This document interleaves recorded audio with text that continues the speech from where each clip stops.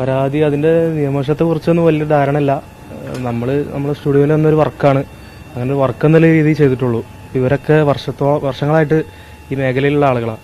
അപ്പം അങ്ങനെ ഒരു സമൂഹത്തിന്റെ അവരുടെ വിശ്വാസത്തെ വ്രണപ്പെടുത്തുന്ന എന്തെങ്കിലും അതിലുണ്ടെന്നുണ്ടെങ്കിൽ ആ വർക്ക് എനിക്ക് തരില്ല. ആ ഉറപ്പുള്ളതുകൊണ്ടാണ് നമ്മളത് ചെയ്തത്. പിന്നെ ഇവരെല്ലാവരും കൂടെ ഉണ്ട്. അപ്പം അങ്ങനെ ഒരു നിയമപരമായിട്ട് എന്തെങ്കിലും ഉണ്ടെങ്കിൽ അത് അങ്ങനെ മുന്നോട്ട് പോകും. അതിനെക്കുറിച്ച് കൂടുതലൊരു ധാരണ എനിക്കില്ല. അവരെല്ലാവരും സപ്പോർട്ട് തന്നെയാണ്. അങ്ങനെ ഒരു മതവിശ്വാസത്തെ വ്രണപ്പെടുത്തുന്ന എന്തെങ്കിലും അതിലുണ്ടെന്ന് അങ്ങനെ ഉണ്ടെങ്കിൽ ഇവരാരും വർക്ക് തരില്ലല്ലോ. ആ ഒരു ധൈര്യത്തിൽ നമ്മളെല്ലാവരും ഉള്ളു. എല്ലാവരും സപ്പോർട്ട് തന്നെയാണ്. ഇല്ല, അങ്ങനെയൊന്നുമില്ല. അതായത് പിന്നെ സത്യത്തില് ഈ വർക്കിറക്കി ഓരോരുത്തരും വർഷങ്ങളായിട്ട് ഈ കലാഫീൽഡിലുള്ള ആൾക്കാരാണ്. ഒരുപാട് വർഷത്തെ ഇലക്ഷൻ തെരഞ്ഞെടുപ്പ് ഗാനങ്ങളും പാരഡി ഗാനങ്ങളും ഇറക്കിയിട്ടുള്ള ആൾക്കാരാണുള്ളത്. ഇത് അതുപോലെ തന്നെ ഒരു രാഷ്ട്രീയ പാർട്ടിയായിട്ട് ഞങ്ങളുടെ മുമ്പിലേക്ക് വന്നു. അത് പിന്നെ നമ്മുടെ ഹനീഫ മുടിക്കോട് അത് ഏറ്റെടുത്തു. സുബൈർ പന്തലൂർ അത് പിന്നെ പ്രേക്ഷകരുടെ മുമ്പിൽ എത്തിച്ചു. ഞങ്ങളത് വേദിയിൽ പാടി. ആ വേദിയിൽ പാടിയ വിഷ്വലാണ് ഇപ്പം ചാനലുകളൊക്കെ വരുന്നു. ഞങ്ങൾക്ക് 2-3 ദിവസമായിട്ട് അതിൻ്റെതായ സൈബർ അറ്റാക്കുകൾ വരുന്നുണ്ട്. പക്ഷേ പിന്നെ വിശ്വാസികൾക്ക് ആർക്കും ഇത് വ്രണപ്പെട്ടിട്ടില്ല എന്നുള്ള 100% ഉറപ്പാണ്.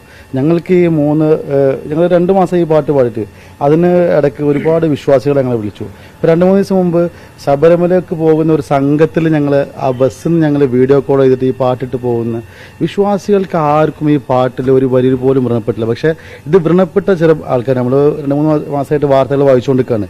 ഇതാരാണോ പ്രതിസ്ഥാനത്ത് അവർക്കിത് വ്രണപ്പെട്ടുകൊണ്ടിരിക്കുന്നുണ്ടെന്നല്ലാതെ ഒരു വിശ്വാസിക്ക് പോലും ഒരു വേദനയുള്ള ഒരു വരി പോലും അതിലില്ല. ഞങ്ങൾ ശബരിമല വിഷയം മാത്രമല്ല ഇതിലുള്ളത്. ഇപ്പോൾ വർത്തമാനകാല രാഷ്ട്രീയം ചർച്ച ചെയ്യുന്ന പിന്നെ ആശാവർക്കർമാരുടെ പ്രശ്നങ്ങളുണ്ട്, വയനാട് ദുരന്തവുമായി ബന്ധപ്പെട്ട സർക്കാരിൻ്റെ ബാധ്യതകളുണ്ട്.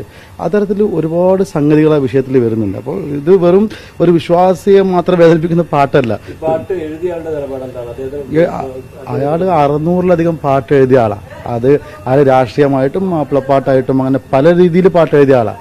പക്ഷെ ഇത് പലർക്കും കൊണ്ടിട്ടുണ്ട് ഈ പാട്ട്. അതായത് ഒരു തെരഞ്ഞെടുപ്പിനെ ഗതി നിർണയിച്ച ഒരു പാട്ട് എന്ന രീതിയിൽ വന്നപ്പോൾ പലർക്കും അത് പ്രയാസം ഉണ്ടാക്കിയിട്ടുണ്ട്.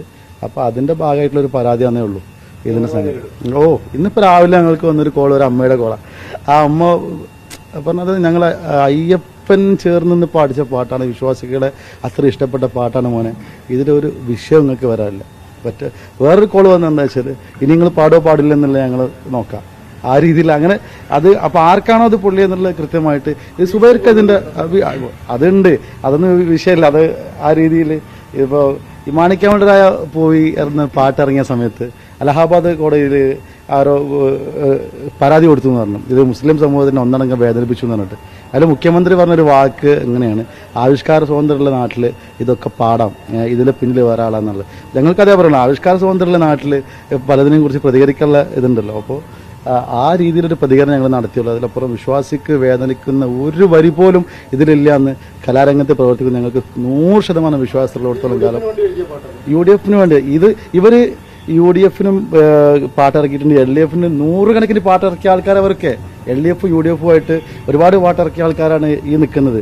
സുബൈർ പന്തലൂരിന് വ്യക്തമായിട്ട് കാര്യങ്ങൾ പറയും. മൂപ്പരാണ് ഇത് പുറത്തിറക്കിയത് ഈ വിഷ്വലില്. പിന്നെ ഡാനി ഇതിന്റെ വിഷ്വലിൽ മടിച്ചിരുന്ന സമയത്ത് വേറെ ആളെ വെച്ചിട്ട് ഈ പാട്ട് ഇറങ്ങണം എന്നുള്ള ഒരു രാഷ്ട്രീയ ബോധമുള്ള ആളായതുകൊണ്ട് തന്നെ വേറെ ആളെ വെച്ചിട്ടാണ് സുബൈർക്ക് ആ പാട്ട് കേരളത്തെ കേൾപ്പിച്ചത്. സുബൈർക്ക് അതിന്റെ വ്യക്തമായിട്ടുള്ളൊരു ഡീറ്റെയിൽ നിങ്ങൾക്ക് തരും. ഇത് പക്ക എങ്ങനെ ഇത് വിശ്വാസികൾ ഏറ്റെടുക്കുന്നതിൽ സന്തോഷമുള്ളൂ. ഞങ്ങളങ്ങനെ വിശ്വാസികൾ ഏറ്റെടുത്തിട്ടുണ്ട്. 100 കണക്കിന് പാട്ടുകൾ ഈ ഇലക്ഷൻ പ്രമാണിച്ചിട്ട് എഴുതിയിട്ടുണ്ട്, പാടിയിട്ടുണ്ട്. ഇലക്ഷന്റെ പ്രൊമോഷൻ ബന്റെ ഭാഗമായിട്ടാണ് ഇത് ഫസ്റ്റിൽ ഞങ്ങൾ പുറത്തിറക്കുന്നത്. CPM-നും ഇറക്കിയിട്ടുണ്ട്. ഇതിന്റെ പേജ് നോക്കിയാൽ CPM-ന്റെ സോങ്ങും ഉണ്ട്. അത് നോക്കാം, എങ്ങനെയാണെന്ന് നോക്കിയിട്ട് ചെയ്യാമെന്ന് കരുതിയിട്ടാണ്. ഇതുവരെ കേസിന് അതിന് റിപ്പോർട്ടുകളൊന്നും കിട്ടിയിട്ടില്ല. എന്താണ് അതിന്റെ വശങ്ങളെന്ന് പഠിച്ചതിന് ശേഷം ചെയ്യാന്നുള്ളത് തന്നെയാണ്.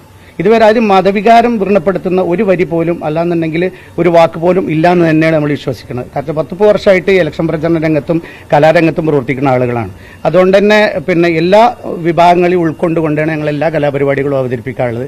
ഇപ്പോൾ മുമ്പൊക്കെ നിങ്ങൾക്ക് തന്നെ അറിയാം, ഒരുപാട് രാഷ്ട്രീയ നാടകങ്ങൾ ഇറങ്ങിയിട്ടുണ്ട്, ഗാനങ്ങൾ ഇറങ്ങിയിട്ടുണ്ട്, കവിതകൾ ഇറങ്ങിയിട്ടുണ്ട്, കലകൾ ഒരുപാട് വന്നിട്ടുണ്ട്. അതിൽ നിന്ന് വ്യത്യസ്തമായിട്ട് ഇതിലെന്താ ഒന്നും ഇല്ലാന്ന് തന്നെ മനസ്സിലാക്കുന്നത്. പിന്നെ വിശ്വാസികളായിട്ടുള്ള ആളുകളൊക്കെ വിളിച്ച് പിന്തുണയാണ് തരുന്നത്. 100% പിന്തുണയാണ് വിളിച്ചിട്ട് തരുന്നത്.